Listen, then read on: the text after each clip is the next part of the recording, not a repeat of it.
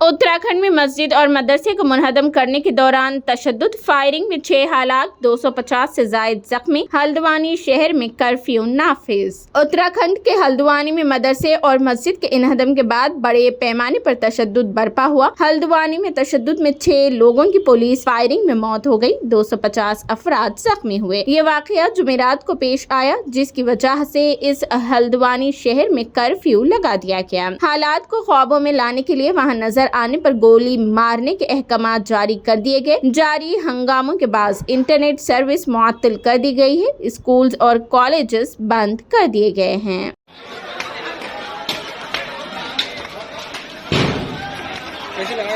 हाँ चिंता मत करो, कोई नहीं आएगा बच्चा।